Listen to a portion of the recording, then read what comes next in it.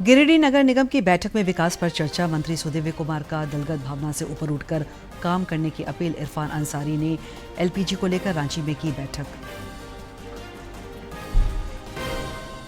भाजपा ने मगही और भोजपुरी की उपेक्षा पर सरकार को घेरा। जजेट में इन दिनों दोनों भाषाओं को शामिल नहीं करने पर जताया आक्रोश। डाल्टनगंज में कल बनाई जाएगी मानव श्रृंखला। देवघर में 11 साइबर अपराधी पकड़ाए। गुमला में मादक पदार्थों के 3 तस्कर गिरफ्तार। गांजा और अफीम बरामद। हटिया स्टेशन पर 17 किलो गांजा के साथ एक तस्कर पकड़ाया। और कल से मौसम शुष्क रहने का पूर्वानुमान। अब सताएगी गर्मी। आने वाले दिनों में 6 डिग्री सेल्सियस तक बढ़ सकता है तापमान।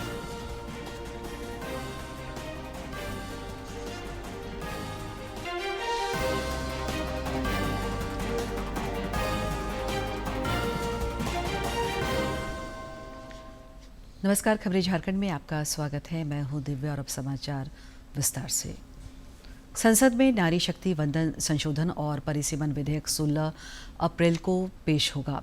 प्रधानमंत्री नरेंद्र मोदी ने सभी सांसदों से समर्थन का आग्रह किया है। संसद का विशेष सत्र 16 से 18 अप्रैल तक चलेगा। प्रधानमंत्री नरेंद्र मोदी का एक वीडियो संदेश जारी हुआ है जिसमें सबसे बड़ी खबर निकलकर सामने आई है। जी हां, देश में महिलाओं के 33% आरक्षण से जुड़े बिल पर पीएम ने विस्तार से बात की है। कहा कि हमें विकसित भारत में नारी शक्ति को उनके पूर्ण सामर्थ्य का उपयोग करना है और इसके लिए जरूरी है कि 2029 के लोकसभा चुनाव में 33% आरक्षण मिले और इसीलिए इस महीने 16 से 18 अप्रैल तक संसद का विशेष सत्र बुलाया जा रहा है।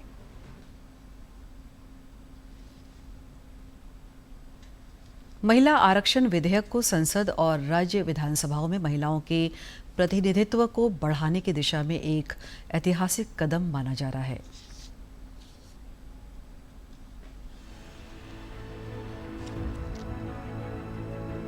समावेशी शासन सपनों को साकार करने की नीति और नियत में सशक्तिकरण का भाव संविधान संशोधन जैसे फैसलों को आसान बना देती है। इसे साकार होते देशवासियों ने पहले भी देखा है और संभावना है कि बजट सत्र के विस्तारित 3 दिन 16 से 18 अप्रैल के बीच भी इसे फिर से देखा जाए। इन 3 दिनों में सरकार का लक्ष्य 2029 से लोकसभा और राज्य विधानसभाओं में महिलाओं के लिए 33% प्रतिनिधित्व को सुनिश्चित करना है। हमारी सरकार ने लोकसभा और विधानसभा में महिलाओं के लिए 33% रिजर्वेशन देने का कानून बनाया था। 2029 के 2029 के लोकसभा चुनाव से ही इसका फायदा मिले, अब ये सुनिश्चित करने का प्रयास है। इसलिए सरकार ने 16, 17, 18 अप्रैल को संसद का विशेष सत्र रखा है। महिला नेतृत्व वाली शासन व्यवस्था की ओर बढ़ रहा विधेयक देशवासियों का व्यापक समर्थन चाहता है ताकि देश की माताओं और बहनों का विश्वास और भागीदारी लोकतंत्र में प्रभावी हो। हम इस बार पार्लियामेंट में पक्का करना चाहते हैं, पार्लियामेंट में कानून पे थप्पा लगाना चाहते हैं कि केरल हो, तमिलनाडु हो, कर्नाटक हो, आंध्र हो, गोवा हो, तेलंगाना हो, कहीं पर भी लोकसभा की सीटें कम न हो, इसका थप्पा लगाने के लिए। और दूसरा, महिलाओं के लिए जो सीटें होगी वो अतिरिक्त सीटें बढ़ जाए। इतना बड़ा फायदा हमारे दक्षिण भारत के राज्यों को मिले, इसके लिए हम कानून संशोधन के लिए सत्र बुला रहे हैं। आप भी लोगों को बताइए, कांग्रेस के लोगों को बताइए, एलडीएफ के लोगों को बताएं कि महिलाओं के अधिकार का एक कानून निर्विरोध पास होना चाहिए। नारी शक्ति को हर रूप में प्राथमिकता देने वाली सरकार अपने प्रयासों से 40 वर्ष से लटके इस मुद्दे को एक निष्कर्ष पर ले आई है। अब बारी इसके साकार होने की है। इससे क्या होगी ना कि विमेन को एक कॉन्फिडेंस आएगा कि हाँ, उनके लिए भी कुछ है, स्पेसिफाइड कुछ है। So I think it's a very good and genuine thing. ये बिल जो पास होगा उनसे उनको काफ़ी कॉन्फिडेंस मिलेगा आगे और ग्रोथ करने के लिए। मुझे ये लगता है कि ये बहुत ही अच्छा इनिशिएटिव है सरकार का, और इससे जो इक्वेलिटी है उस पर भी हम कहीं ना कहीं बहुत आगे निकल सकते हैं महिलाओं के लिए। ये बहुत अच्छी बात है कि अब हमारे पार्लियामेंट में 33% श्योरली महिलाएं होंगी, तो वो महिला हित में कुछ कर पाएंगी आगे। नारी शक्ति वंदन अधिनियम की नींव विकसित भारत का एक प्रमुख आधार है। नारी शक्ति वंदन अधिनियम को आमतौर पर महिला आरक्षण अधिनियम के रूप में जाना जाता है। इस अधिनियम को संसद ने वर्ष 2023 में मंजूरी दी थी, जिसके जरिए लोकसभा और राज्य विधानसभा में महिलाओं को 33% आरक्षण देने का प्रावधान किया गया था। सरकार का प्रयास है कि अब इसे 2029 के लोकसभा और राज्य विधानसभा के चुनाव के साथ ही लागू किया जा सके। Bureau report, DD news. महिला आरक्षण की दिशा में केंद्र सरकार की पहल का देश भर में व्यापक स्वागत हो रहा है। राज्य में विभिन्न क्षेत्रों की विशिष्ट हस्तियों ने भी इस कदम की सराहना की है। बच्चों से लेके, अतिथियों से लेके, घर परिवार से लेके, दुख बीमारी से लेके और राजनीति से लेके एक दूसरे के पूरक हैं, इसलिए उनको प्रोत्साहित होना चाहिए, समाज में आने चाहिए।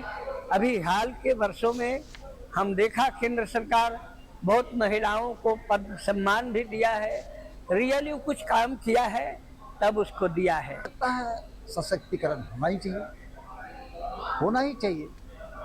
हमारा भारत देश तो पुरुष प्रधान देश है। अगर कोशिश हो रही है कि महिलाओं को हक मिले, अधिकार मिले, वो भी जीवन के डिफरेंट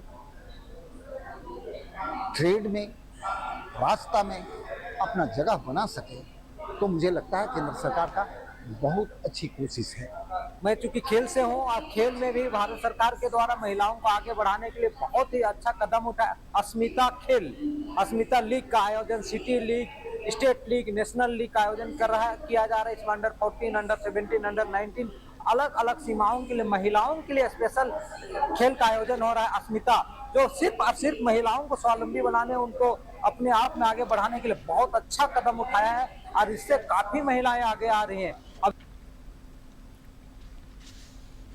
गिरिडीह नगर निगम बोर्ड की आज पहली बैठक हुई, जिसमें निगम क्षेत्र के विकास की रूपरेखा खींची गई। लगभग 3 घंटे चली इस बैठक में नगर विकास मंत्री सुदिव्य कुमार भी मौजूद रहे। इस दौरान उन्होंने आश्वस्त कराया कि निगम क्षेत्र में विकास को लेकर संसाधनों की कोई कमी आड़े नहीं आएगी। उन्होंने भारतीय सुविधाओं को बेहतर बनाने पर बल दिया। मौके पर मेयर प्रमीला मेहरा ने कहा कि बैठक में विभिन्न एजेंडों पर मंथन हुआ। उन्होंने यह भी कहा कि समय और गुणवत्तापूर्ण तरीके से काम नहीं करने वाले ठेकेदार दंडित किए जाएंगे। और ये नएपन का और अनुभव प्राप्त लोगों का संगम निश्चित रूप से इस निगम को बेहतर काम करने के लिए प्रेरित करेगा।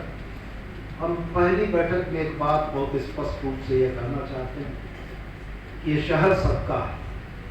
ये शहर किसी एक व्यक्ति का नहीं है, ये शहर सबका है और इस शहर के 36 वार्ड इस शहर के तमाम लोगों के हैं। राजनीतिक तौर पर विचारधाराएं अलग हो सकती हैं, मन न मिले ये हो सकता है, लेकिन जनता ने जिस दायित्व के निर्वहन के लिए आपको चुना है, वह निर्वहन का दायित्व सर्वोपरि है और इसी बात को सबसे ज़्यादा ध्यान में रखने की जरूरत है। जो भी समस्या है सभी वार्ड का, अपने अपने वार्ड का समस्या भी रखे और मुख्य रूप से जो एजेंडा हमारा था उस एजेंडा पर चर्चा हुई और जो कि ये एजेंडा आप लोगों को बिल्कुल दे दिया जाएगा। तो शहर को लेकर के, शहर की साफ़ सफाई को लेकर के, शहर में जो हमारा ट्रैफिक है उसका सिग्नल लाइट वगैरह हो गया, उसके बाद फिर हमारा जो आवास पहले से है वो सारा चीज़ को लेकर के समीक्षा वगैरह भी करना है, उस पर बातें हुई। पश्चिम एशिया घटनाक्रम और ज़रूरी वस्तुओं की आपूर्ति को लेकर आज भी अंतर मंत्रालयीय प्रेस वार्ता आयोजित की गई। इस दौरान पेट्रोलियम और प्राकृतिक गैस मंत्रालय की संयुक्त सचिव सुजाता शर्मा ने कहा कि घरेलू उपभोक्ताओं को प्राथमिकता देते हुए 100% आपूर्ति सुनिश्चित की गई है। उन्होंने बताया कि LPG सिलेंडर की ऑनलाइन बुकिंग 98% पर पहुंच गई है और OTP बेस्ट डिलीवरी 92% पर है। कमर्शियल एलपीजी 70% तक रिस्टोर की गई है और bulk non domestic LPG supply को रिस्टोर किया गया है। कल एक दिन में 51 लाख से ज़्यादा घरों को एलपीजी सिलेंडर की सेल हुई है। हमारा ऑनलाइन बुकिंग 98% पर पहुंच गया है और ओटीपी बेस्ड एलपीजी डिलीवरी भी 92% है। कमर्शियल एलपीजी पर अफेक्ट है, जैसा कि आप जानते हैं कि कमर्शियल एलपीजी भी 70% तक रेस्टोर की गई है और जैसा कि अभी आपको बताया फार्मा और बाकी कुछ और सेक्टर्स के लिए भी, जैसे food, polymer, agriculture, packaging, paint etcetera, इन सब के लिए भी बल्क नॉन डोमेस्टिक एलपीजी की सप्लाई को रेस्टोर किया गया है। राज्य के खाद्य आपूर्ति मंत्री इरफान अंसारी ने एलपीजी सिलेंडर आपूर्ति को लेकर रांची में आज बैठक की। इस दौरान विभिन्न गैस एजेंसियों के प्रतिनिधि भी मौजूद रहे। श्री अंसारी ने स्पष्ट रूप से कहा कि घर और होटल में ज़रूरत से ज़्यादा सिलेंडर रखने वालों पर भी कार्रवाई होगी। जिन घरों में विवाह या अन्य बड़े आयोजन होने हैं वे आवेदन कर सकते हैं। ऐसे लोगों को 3 कमर्शियल सिलेंडर उपलब्ध कराया जाएगा। पोषण पखवाड़ा का 8वां संस्करण आज से शुरू हुआ है, जो 23 अप्रैल तक चलेगा। इस विशेष अभियान के तहत सही पोषण देश रोशन के संकल्प के साथ कई कार्यक्रम आयोजित होंगे। दिल्ली स्थित विज्ञान भवन में केंद्रीय मंत्री अन्नपूर्णा देवी ने इस अभियान को लॉन्च किया। इस बार पोषण पखवाड़ा में बच्चों के मस्तिष्क विकास पर विशेष रूप से फोकस किया जा रहा है। कार्यक्रम के दौरान अन्नपूर्णा देवी और राज्य मंत्री सावित्री ठाकुर ने बच्चों को किट और प्रमाण पत्र सौंपे। इस मौके पर अपने संबोधन में केंद्रीय मंत्री ने कुपोषण से जंग में जन जागरूकता और सामुदायिक भागीदारी पर जोर दिया। उन्होंने कहा कि बच्चों का समग्र विकास सरकार की प्राथमिकता है। बच्चे ही आगे चलकर विकसित राष्ट्र का सपना साकार करेंगे। कैमरा में भी बच्चे को देख पाए। जोरदार तालियां इन सबके माता पिता के लिए भी, जो इतने अच्छे आंगनवाड़ी केंद्रों में जा रहे हैं, अपने बच्चों को पढ़ा रहे हैं पोषण और पढ़ाई से।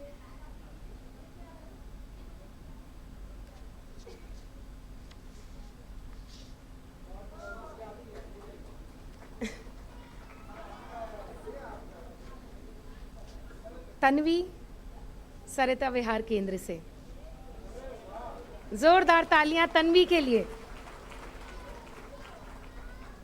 तन्वी के बाद अभिषेक,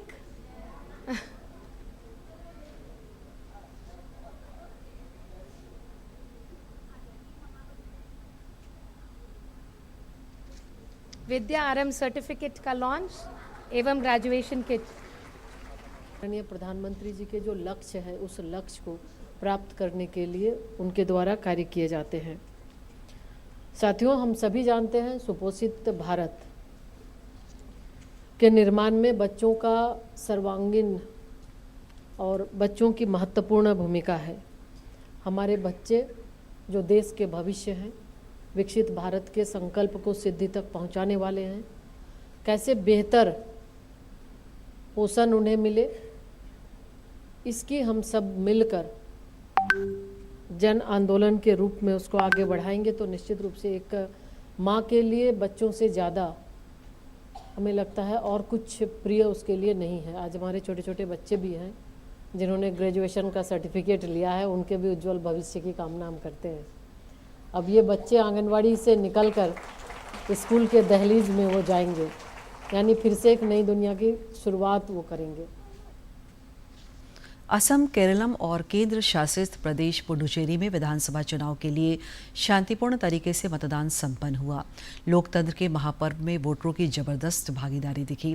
विभिन्न आयु वर्ग के मतदाताओं ने बूथों पर पहुंचकर ईवीएम के माध्यम से जनादेश सुनाया, जिसका खुलासा 4 मई की मतगणना से होगा। आज की वोटिंग के साथ ही कई दिग्गजों की किस्मत ईवीएम में कैद हो गई है।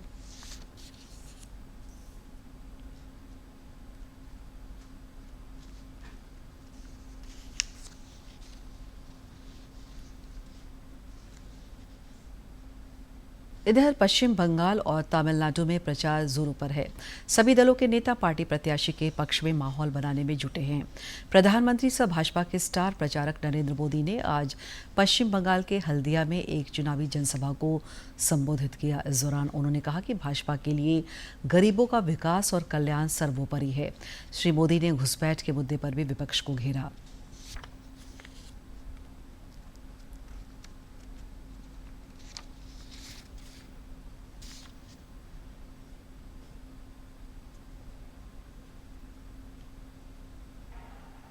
टीएमसी के राज में जिसने भी करप्शन किया है उसकी जगह जेल में होगी।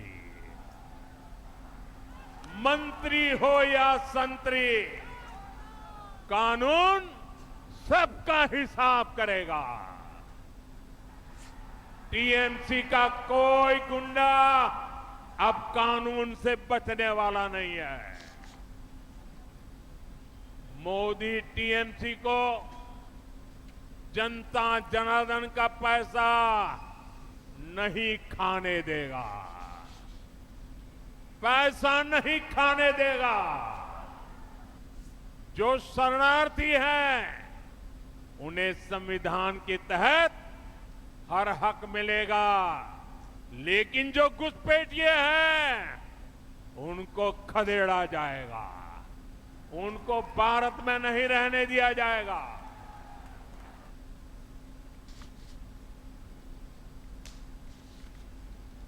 रांची के लोक भवन में राज्यपाल संतोष कुमार गंगवार ने अंजनी चौधरी द्वारा लिखित पुस्तक का आज विमोचन किया। राज्यपाल ने इस पुस्तक को युवाओं और विद्यार्थियों के लिए वित्तीय क्षेत्र में करियर की संभावनाओं को समझने का एक सशक्त माध्यम बताया। इस दौरान कई गणमान्य मौजूद रहे।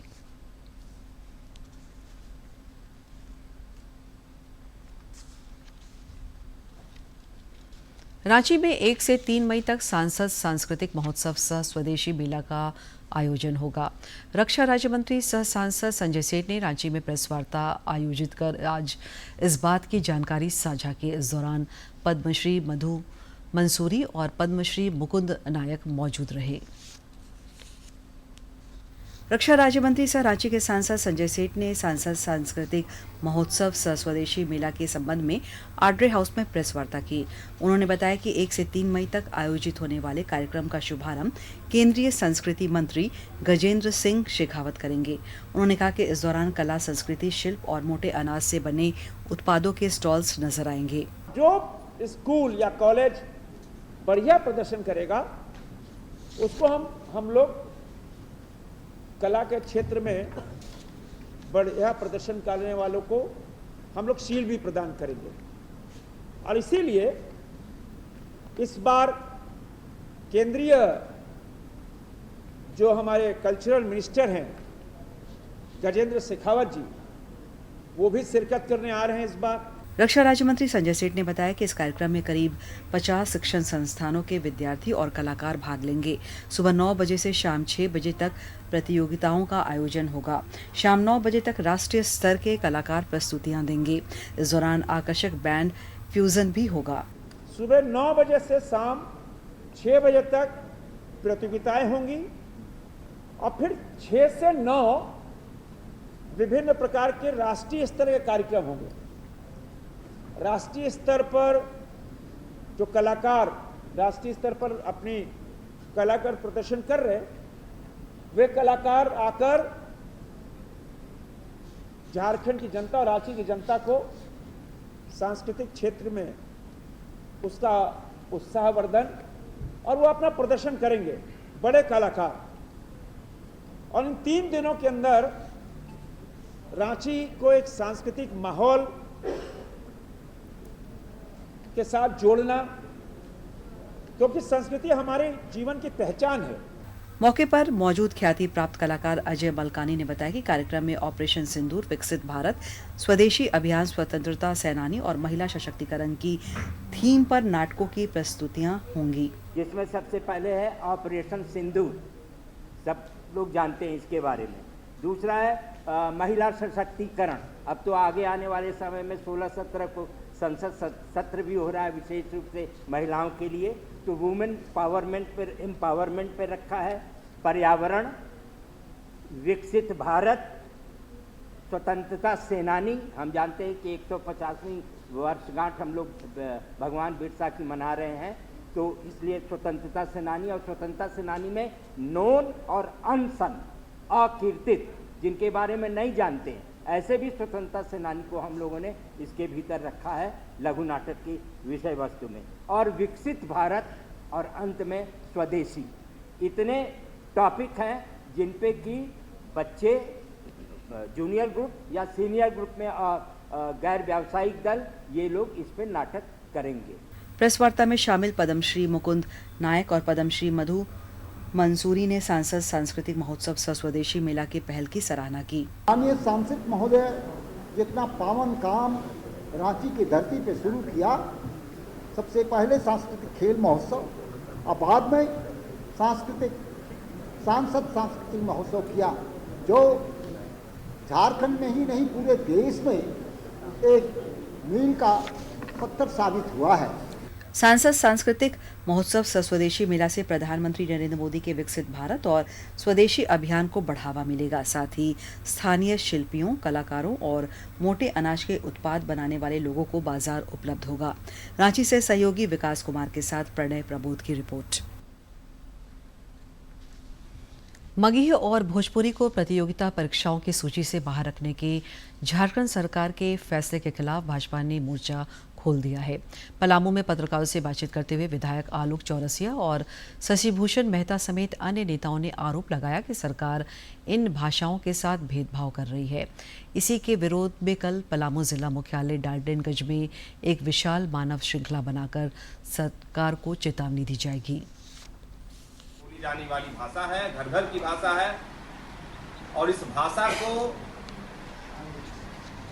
जे टेट में स्थान नहीं दिया गया है, वह हम सबों के लिए बहुत ही अपेक्षित भाव के साथ झारखंड सरकार काम कर रही है। जितनी भी भाषाएं हैं, मुंडारी है, जितनी भाषाएं हैं, पलामू में और गढ़वा में ये भाषा बोली नहीं जाती है, यहाँ के आम जुबान पर नहीं है। रीजनल लैंग्वेज में यह यहाँ का भाषा है वो आपका भोजपुरी मगही है। तो इसको सरकार को यहाँ के नौजवानों के हित में, यहाँ के बेरोजगारों छात्रों के हित में आपको मगही भोजपुरी को जोड़ना चाहिए था। भाजपा के प्रदेश प्रवक्ता अजय शाह ने भ्रष्टाचार और ट्रेजरी से अवैध निकासी मामले में राज्य सरकार को घेरा है। रांची में प्रेस वार्ता कर उन्होंने कहा कि सरकार भ्रष्टाचारियों को संरक्षण दे रही है। प्रदेश प्रवक्ता ने कहा कि मामले की निष्पक्ष जांच होने से कई सफेद पोश बेनकाब हो सकते हैं। इसमें जांच से हम संतुष्ट नहीं है, इस पे जुडिशियल इंक्वायरी हो। जिस तरीके की जुडिशियल इंक्वायरी चारा घोटाले के समय जब हुई थी तो सारा स्कैम सामने आया था, सेम वैसा ही है। उस समय भी डोरंडा ट्रेजरी से 138 करोड़ रुपए निकाले गए थे। यहाँ का स्केल भी ट्रेजरी का अब तक जो है 150 करोड़ का इसके लिए दिख रहा है। इसलिए कोई इंडिपेंडेंट इंक्वायरी हो तो हम उससे संतुष्ट हैं। देवघर जिले के पालाजोरी थाना क्षेत्र में पुलिस ने साइबर अपराधियों के खिलाफ बड़ी कार्रवाई करते हुए 11 आरोपियों को गिरफ्तार किया है। पुलिस के अनुसार सभी आरोपी साइबर अपराध में लिप्त थे और ऑनलाइन कंपनियों के कर्मचारी बताकर लोगों को झांसा दिया करते थे। गुमला में पुलिस ने मादक पदार्थों के 3 कारोबारियों को गिरफ्तार किया है। अनुमंडल पुलिस पदाधिकारी सुरेश प्रसाद यादव ने बताया कि पुलिस ने गुप्त सूचना पर एक घर में छापेमारी कर करीब 3.5 किलो गांजा और 2.5 किलो से अधिक अफीम बरामद किया। इस मामले में एक व्यक्ति पकड़ा गया। पूछताछ के क्रम में उसने अन्य 2 के बारे में जानकारी दी, जिन्हें बाद में पुलिस ने उन्हें भी गिरफ्तार कर लिया। सर्च किया तो वहाँ गांजा की जो ये मात्रा था वहाँ से प्राप्त किया।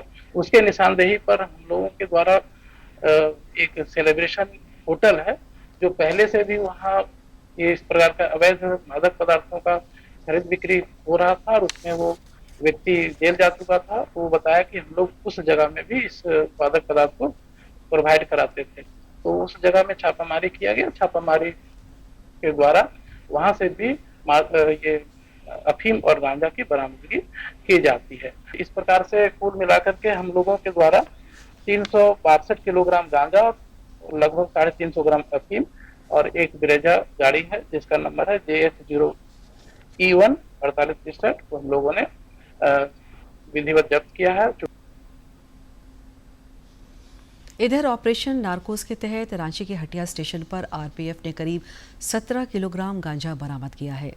इस मामले में एक तस्कर गिरफ्तार किया गया है। आरपीएफ को स्टेशन में सघन तलाशी अभियान के दौरान यह सफलता मिली। रांची में काफ़ी दिनों बाद कल से मौसम के शुष्क रहने का पूर्वानुमान है। मौसम विज्ञान केंद्र ने बताया कि 13 अप्रैल तक आसमान साफ रहेगा। 14 अप्रैल को आंशिक रूप से बादल छाए रह सकते हैं। हालांकि मौसम के शुष्क रहने के आसार हैं। राज्य में अगले 4 दिनों के दौरान तापमान में करीब 6 डिग्री सेल्सियस तक की वृद्धि हो सकती है। पिछले 24 घंटे के दौरान सरायकेला में 36.3 डिग्री सेल्सियस रिकॉर्ड किया गया, जो राज्य में सर्वाधिक रहा। राजधानी रांची में centre for energy and environment development seed द्वारा आयोजित 2 दिवसीय क्षेत्रीय परिचर्चा एकम संवाद का आज समापन हो गया। पर्यावरण, जलवायु परिवर्तन और संसाधन आधारित अर्थव्यवस्था जैसे गंभीर विषयों पर केंद्रित इस संवाद के अंतिम दिन भी देश के ख्याति प्राप्त विशेषज्ञों, समाज सेवियों और उद्यमियों ने अपने विचार साझा किए।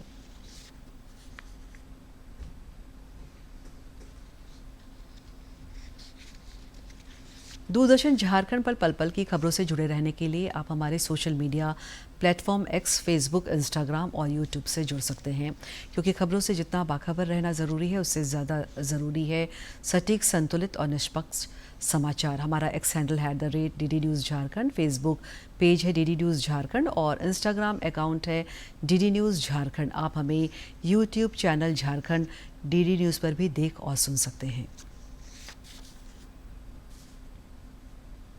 अंत में मुख्य समाचार एक बार फिर।